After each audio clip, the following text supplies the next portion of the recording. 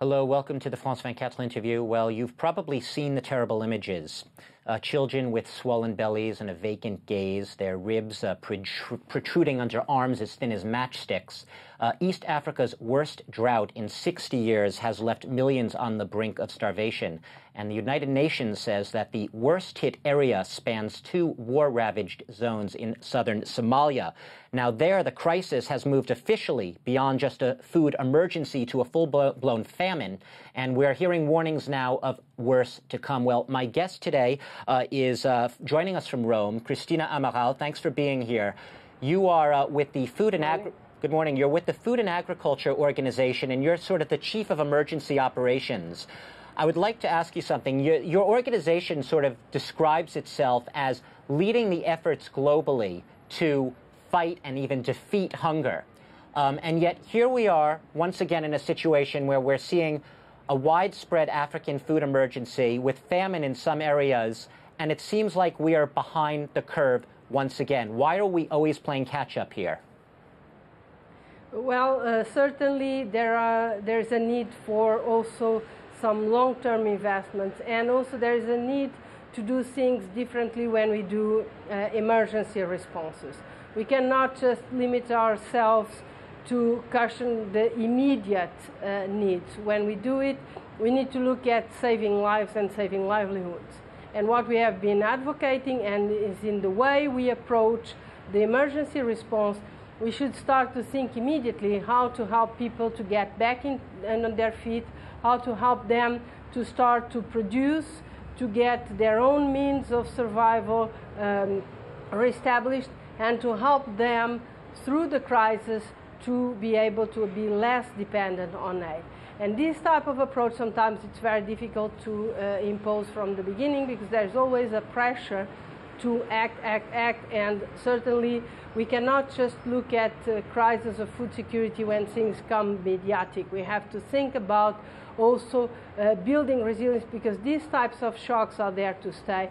And what is really not acceptable, and I even say it's immoral, that a drought will become a famine, when today we have all the technical means that will go through it and avoid the worst. So our advocacy is to start immediately to help people to keep their animals, to be able to plant their crops in October.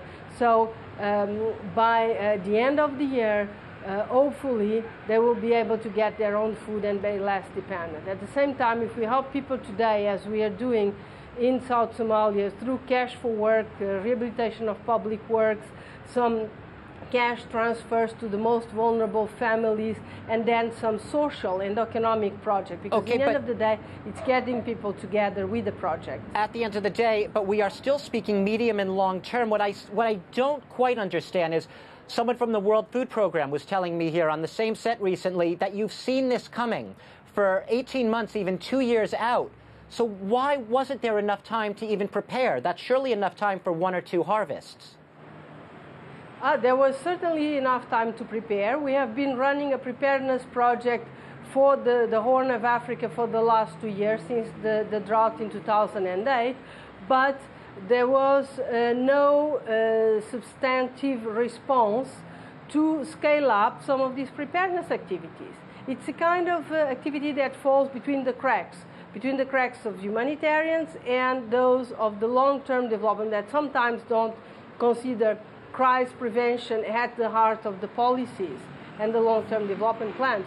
We have launched more than 5 alerts since last year, saying things are getting worse.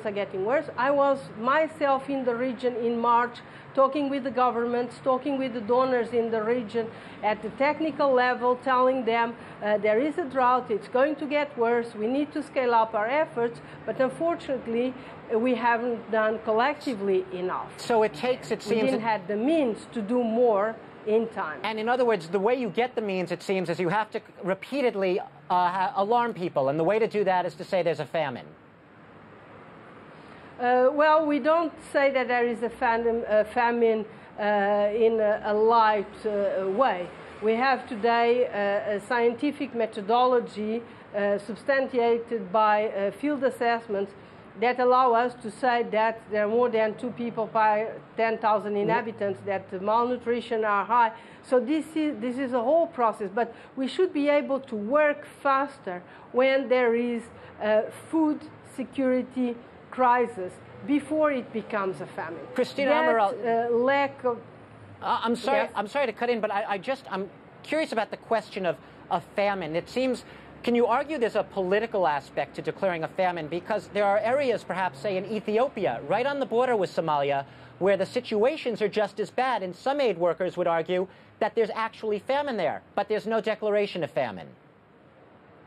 Well, we need to ask the government of Ethiopia to be able to probably get a more in-depth nutrition and food security assessment so that we have the data that will allow us to say that there is a famine. But we have been saying that the food security situation is an emergency in South Somalia, and that should be enough to scale up the aid. We don't need, and I think that is really what is the wrong signal, is that when a famine is declared, it means it's already too late. We have a lot more of mortality, and this should be really unacceptable. We have to look at emergencies in a different way. We have to look at sustaining the livelihoods of farmers, because they have been living in these areas for millenniums, and they have survived in this harsh climate. So why can't we make it better today? I understand that, but you were mentioning the Ethiopia government now enabling you to be able to get that reliable data. They have to be willing to cooperate. Have you been able to collect data in areas of Ethiopia, say the Ogaden region, right on the border with Somalia? Do you have reliable data, and what does that data show you? We have been present in South Ethiopia, but the assessments, the food security, some of these assessments are done by the structures of the government of Ethiopia. Let's not forget that the first responsibility to support food security in a country is with the government of the country. The government of Ethiopia? The government of Ethiopia will certainly be doing what they have to do to avoid that the situation in their country will deteriorate. Ms. Amaral, but let me ask you, we're talking about in Somalia, the difficulty of getting the aid through is with the Muslim insurgency, the Shabab. It seems you're also having difficulty with the government of Ethiopia trying to get aid through there, or at least an acknowledgement that there's a problem. We have been working with the government of Ethiopia to start to track water, animal feed, to look at support of the communities, and we have been working on cash for work in those areas of South Ethiopia. So there is certainly a better access to South Ethiopia. And let's not forget that the government of Ethiopia has its own structures, structures of the Ministry of Agriculture, the Ministry of Livestock, and is doing and is following its own responsibilities to support its own people. Ethiopia has one of the largest safety net programs in the world that is targeting 7 million people, and this is certainly one of the programs that has helped to cushion some of the damage of the poor season this year. You're getting some. So I would not feel confident that to say that there is a famine in Ethiopia. I think that there was early action there that prevented the worst. But certainly there is much, much more that is needed to be done, because we still have 2 or 3 months of a dry period and a very, very dry and hot period ahead, and that is critical to avoid that things will be worse. Finally, though, at the end of the day, you can only really get aid to people in governments and in countries that are willing to cooperate. If they're not willing to cooperate, you have a pretty big problem. Well, the governments of the region, I think, are very much aware of the seriousness, and we are seeing really a step up of aid needs. And you also have to see that there are decentralized structures at the state level that have been very active in responding. So we will count on the own structures of the country, and the humanitarian aid should really complement the government efforts. Because in the end, I say, problems of the countries are in the first line of duty of their own governments, and that's why the governments are elected and they have to respond and are accounting to their own people. So we have to be there to support those efforts. We don't see at the moment that there is an institutional failure in those countries that would need to call for, let's say, for international attention to that. I believe that the governments are responsible. So very briefly, you are confident that as of now, there is really famine, as you define it, only in those two regions of southern Somalia where it's been officially declared. There is not famine, as you define it, anywhere else in East Africa right now. We don't have evidence. We don't have evidence to mention that there is a declared famine in other regions. But we have made it very, very clear that the situation is moving by the day. And we are in the middle of the dry period. We had a poor harvest. So it does mean that when we get in and do our next assessment now in August, that if nothing is done before now and mid of August, that we'll not find the situation worse. We have been alerting. Things are getting worse.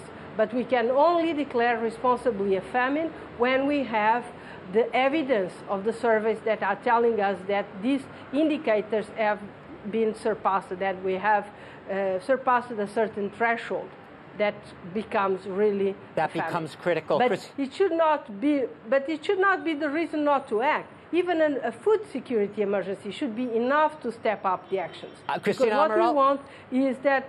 I'm sorry, we are going to have to leave it there, but I appreciate it. And I think you've conveyed the sense there. You can't wait till the last minute to act. You are monitoring the situation carefully. But I also get the sense, you've been talking to us today for the Food and Agriculture Organization about emergency operations in Africa. I get the sense you also need to have the governments on your side and cooperating.